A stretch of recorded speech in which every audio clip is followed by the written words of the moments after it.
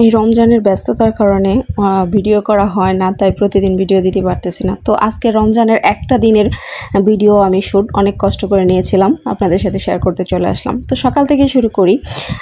মানে আমার বাচ্চারা দুইজনই, একজন পরোটা খায়, আরেকজনকে রুটি দেই। ইদানিং দুজনই পরোটা খাইতো, তো দুজনের জন্যই আজকে রুটি বানাইলাম। রুটি বানানোর পর ওদেরকে খাওয়াই টেওয়াই চলে গেলাম রান্নার কাজে। তো আমি এদিকে গরুর মাংস বসিয়ে দিলাম অনেক আগে, কষিয়ে তারপর আলুটা দিয়ে বসিয়ে দিলাম। আমার গরুর মাংস প্রায় হয়েই গেল, এই যে দেখতেই পারতেছেন প্রায় হয়ে গেছে।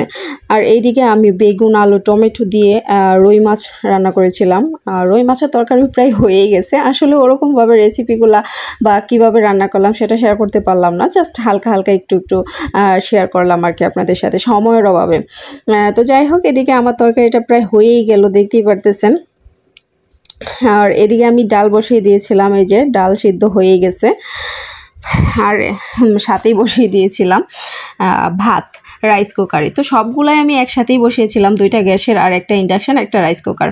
তো যাই হোক, এদিকে আমার মানে তরকারি হয়ে গেছে, দেখতেই পারতেছেন গরুর মাংসের তরকারি হয়ে গেছে, মাছের তরকারিটাও হয়ে গেছে, সব কিছু পারফেক্টভাবে হয়ে গেছে। আর সাথেই আমি ডাল বসিয়েছিলাম, ডালও কমপ্লিট প্রায়।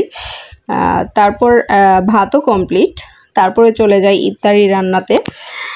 এগুলো রাতের জন্য আমি দুপুরে রান্নাটা করে রাখি, কারণ সেহরিতে আর রাতে ইফতারির পরে ক্লান্ত লাগে, তাই রান্নাবান্না তেমন বেশি করতে পারি না। তো তারপর আমি ইফতারির কাজে চলে গেলাম। এখন আমি বসিয়ে দিলাম আলু দিয়ে বুট। তো দেখতেই পারতেছেন বসিয়ে দিলাম আর কি। আলুটা আমি আগেই সিদ্ধ করে রেখেছিলাম ডিমের চপের জন্য। তো আমি আজকে আলুর চপ বানাবো না, ডিমের চপ বানাবো। এই যে আমি একটা ডিম কুচি কুচি করে কেটে নিয়েছি, অনেকগুলো পিস করেছি যেন ছোট ছোট হয় এবং দেখতে সুন্দর হয়।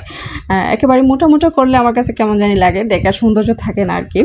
তো আমি আলুগুলোর মধ্যে পেঁয়াজ, কাঁচামরিচ আমি বাটাটা ইউজ করছি, আস্তে আস্তে ইউজ করি নাই, কারণ বাচ্চারা খাবে, কামড়ে পড়বে, জাল লাগবে।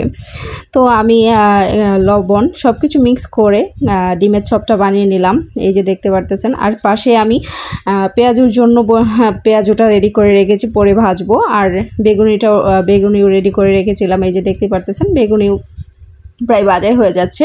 আর মশলা দিলে বেগুনিটা ভালোই ফুলেছে আমার। আর এদিকে আমি আলুর চপগুলা বেগুনির পরে যে অপচিষ্ট বেসনের গোলাটা ছিল সেগুলা দিয়ে আমি ডিমের চপগুলা রেডি করে নিলাম, ভেজে নিলাম আর কি। তো এই তো দেখতে পারতেছেন আমার ডিমের চপগুলা ভাজা হয়ে গেছে, হ্যাঁ এক সাইডে রেখে দিলাম। আর আমি এইদিকে পেঁয়াজগুলা ভেজে নিচ্ছি আর কি তেলে। এই যে আমার পেঁয়াজও প্রায় হয়ে গেছে, দেখতেই পারতেছেন। আজকে আসলে ভিডিওতে দেখানো যতটা সহজ, কিন্তু বাস্তবে ভিডিও করাটা কিন্তু তার চেয়েও বেশি কঠিন আর অনেক সময়ের ব্যাপার। তো বিকালে ছিল মিষ্টি দই আর শরবত ছিল। তো আজ এই পর্যন্তই, সবাই ভালো থাকবেন, আল্লাহ হাফেজ।